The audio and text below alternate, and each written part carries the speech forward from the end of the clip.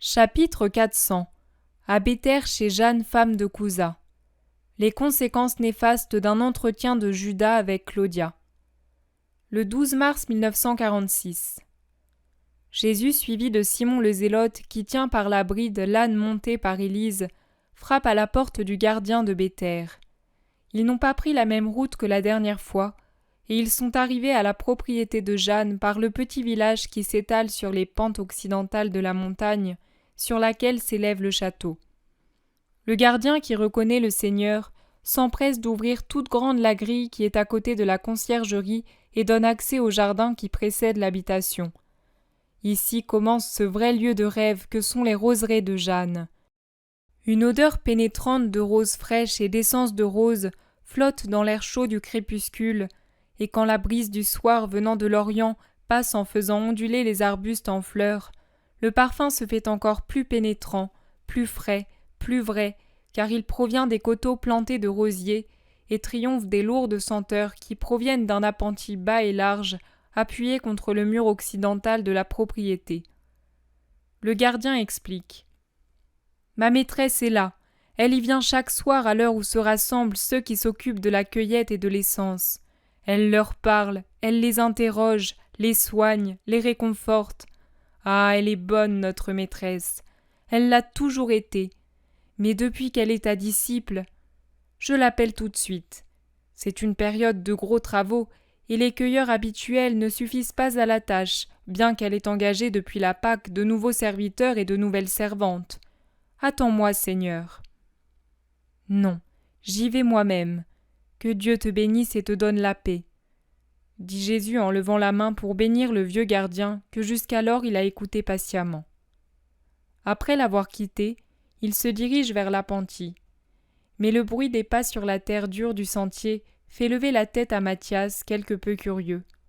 L'enfant pousse un cri et se précipite dehors, les bras déjà ouverts et levés pour inviter à l'embrassement qu'il désire. « Jésus est là! Jésus est là !» s'écrie-t-il en courant. Il est déjà dans les bras du Seigneur qui lui donne un baiser, quand Jeanne s'avance au milieu de ses serviteurs. « Le Seigneur !» s'écrie-t-elle à son tour, tombant à genoux pour le vénérer aussitôt de l'endroit où elle se trouve. Elle se prosterne puis se relève, avec un visage que l'émotion colore d'une teinte pourpre semblable aux pétales d'une rose épanouie. Puis elle vient à Jésus et se prosterne encore pour lui baiser les pieds. « Paix à toi, Jeanne.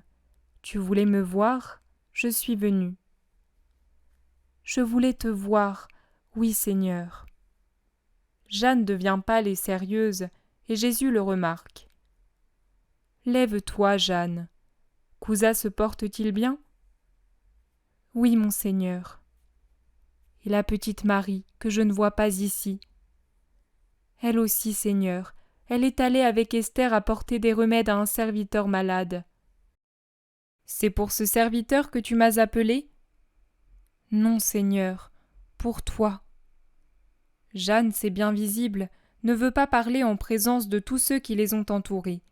Jésus le comprend. « C'est bien. Allons voir tes rosiers. »« Tu dois être épuisé, Seigneur. Tu as sûrement faim et soif. »« Non, nous nous sommes arrêtés pendant les heures chaudes dans une maison des bergers disciples. Je ne suis pas fatigué. »« Dans ce cas, allons-y. Jonatas, tu prépareras tout ce qu'il faut pour le Seigneur et ses compagnons. Descends, Matthias, ordonne-t-elle à l'intendant qui se tient respectueusement près d'elle, et à l'enfant qui s'est fait un nid dans les bras de Jésus et caressant, tient sa petite tête brune dans le creux du cou de Jésus, comme un tourtereau sous l'aile de son père. L'enfant soupire de peine, mais s'apprête à obéir. Mais Jésus dit « Non, il va venir avec nous et ne nous dérangera pas.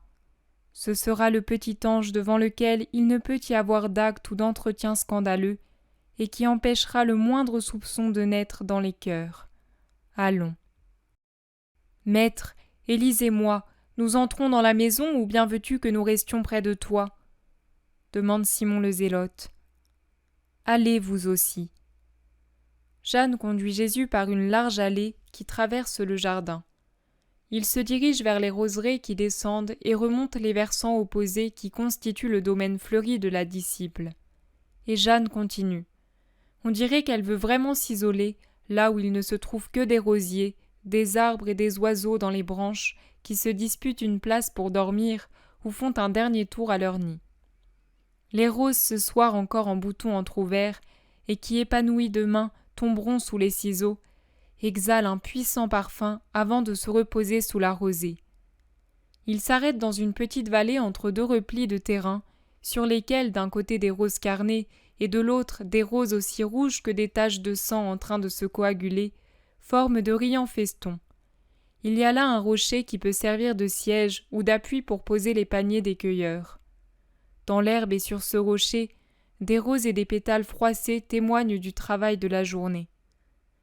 Jeanne, de sa main ornée de bagues, dégage le siège de ces débris et dit « Assieds-toi, maître, je dois te parler longuement. » Jésus s'assied, et Matthias se met à courir çà et là sur l'herbe, jusqu'à ce qu'il s'intéresse grandement à la poursuite d'un gros crapaud venu chercher la fraîcheur du soir, et il s'éloigne en criant et en sautant de joie, allant et venant derrière le pauvre crapaud, jusqu'à ce qu'il soit distrait par le gîte d'un grillon, dans lequel il se met à fouiller avec une petite brindille.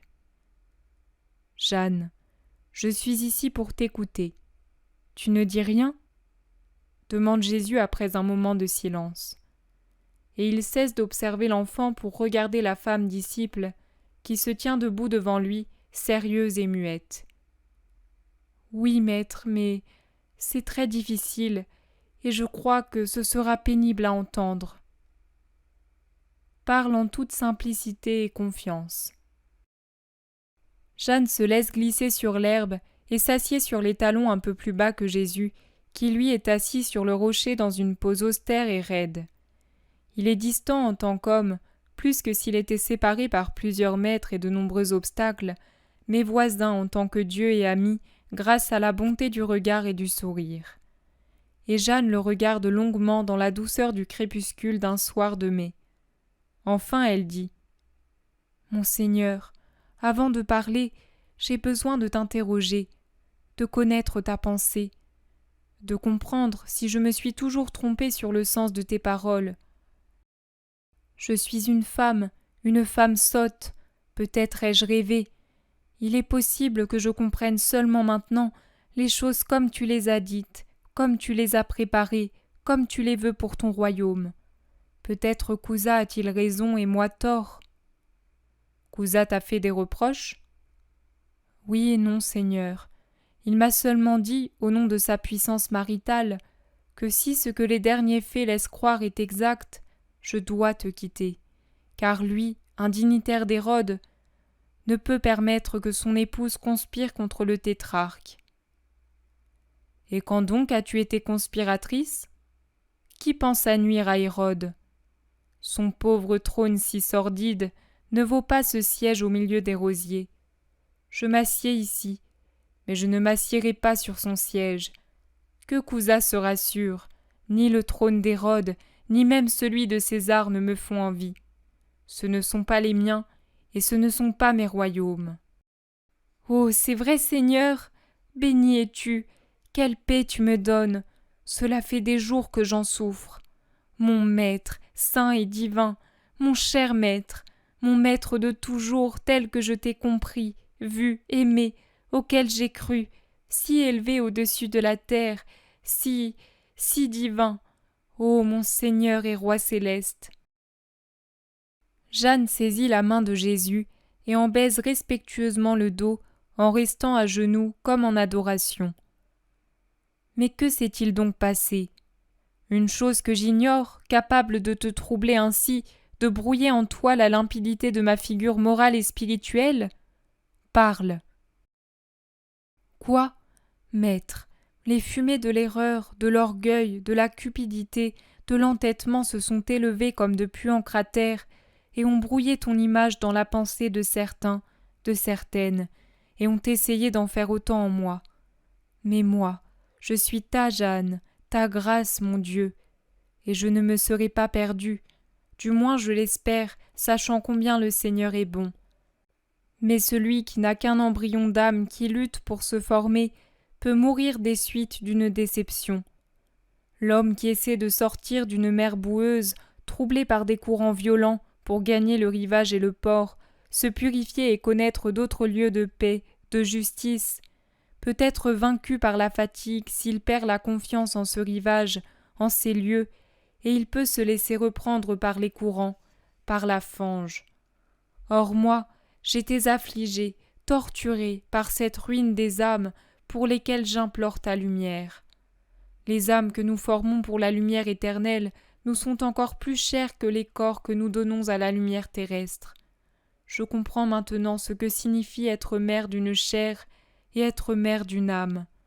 On pleure pour notre petit enfant qui est mort, mais c'est seulement notre propre douleur. Pour une âme que nous avons essayé de faire grandir dans ta lumière et qui meurt, nous ne souffrons pas pour nous seuls, mais avec toi, avec Dieu, car notre peine devant la mort spirituelle d'une âme est aussi ta douleur, l'infinie douleur de Dieu. Je ne sais pas si je m'explique bien. Oh, très bien. Mais fais un récit ordonné si tu veux que je te console. Oui, maître. Tu as envoyé à Béthanie Simon le Zélote et Judas de Kériote, n'est-ce pas? Pour cette jeune fille hébraïque que les Romaines t'ont donnée et que tu as confiée à Niké. Oui, eh bien. Elle a voulu saluer ses bonnes maîtresses, et Simon et Judas l'ont accompagnée à l'Antonia. Tu sais cela? Oui, et alors? Maître, je dois te faire de la peine. Maître, tu n'es vraiment qu'un roi de l'esprit. Tu ne penses pas à quelque royaume terrestre. Mais non, Jeanne, comment peux-tu encore penser cela? Maître, pour avoir la joie de te voir une fois de plus divin, seulement divin. Mais précisément parce que tu l'es, je dois te faire de la peine. Maître, l'homme de Kériote ne te comprend pas, et il ne comprend pas celle qui te respecte comme un sage, comme un grand philosophe, comme une vertu sur la terre, mais t'admire et se fait ta protectrice pour cette seule raison. Il est étrange que des païennes saisissent ce que ne saisit pas un de tes apôtres, après être resté si longtemps en ta compagnie. Il est aveuglé par l'humanité, l'amour humain. Tu l'excuses, mais il te nuit, maître. Pendant que Simon parlait avec Plotina, Lydia et Valéria, Judas s'est entretenu avec Claudia en ton nom, comme ton ambassadeur. Il voulait lui arracher des promesses pour une restauration du royaume d'Israël. Claudia l'a longuement interrogé. Lui a beaucoup parlé. Il pense certainement être parvenu au seuil de son rêve fou, là où le rêve se change en réalité. Maître, Claudia en est indignée. C'est une fille de Rome, elle a l'Empire dans le sang. Comment veux-tu qu'elle, justement elle, une descendante de l'agent Claudia, marche contre Rome? Elle en a été si profondément choquée qu'elle a douté de toi et de la sainteté de ta doctrine. Elle ne peut encore concevoir, comprendre la sainteté de ton origine.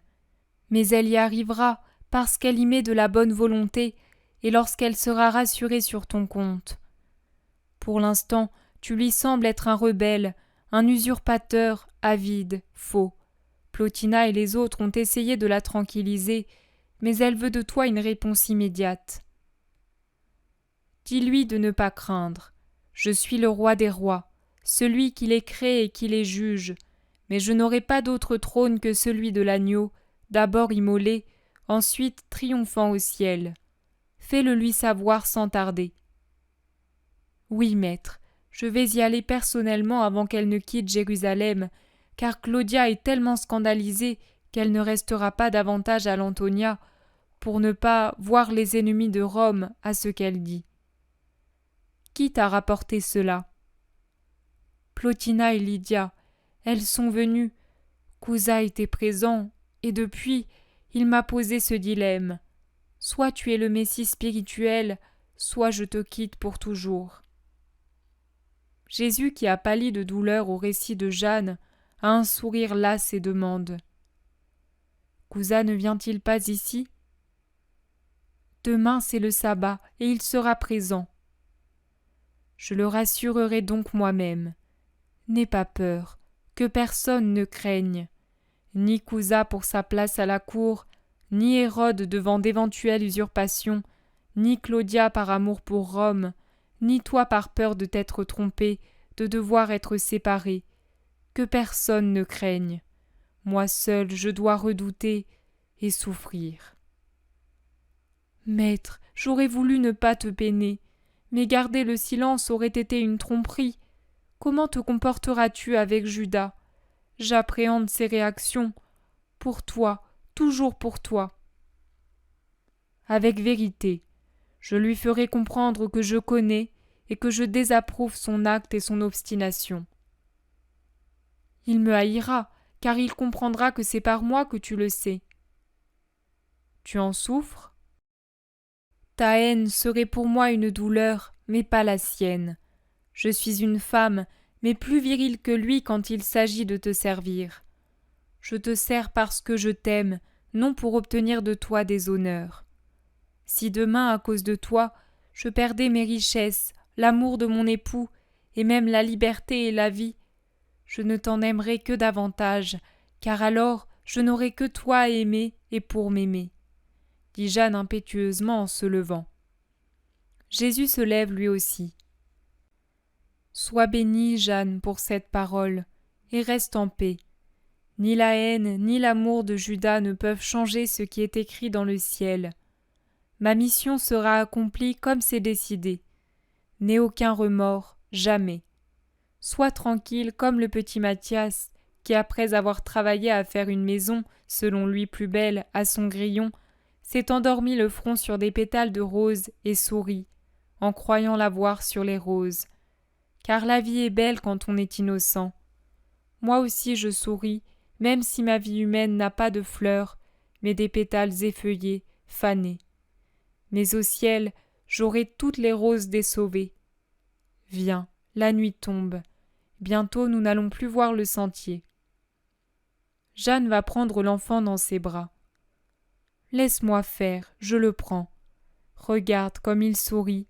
Il rêve sûrement au ciel, à sa maman et à toi. Moi aussi, dans mes peines de toutes les heures, je rêve au ciel, à maman et aux bonnes disciples. Et lentement, il se dirige vers la maison.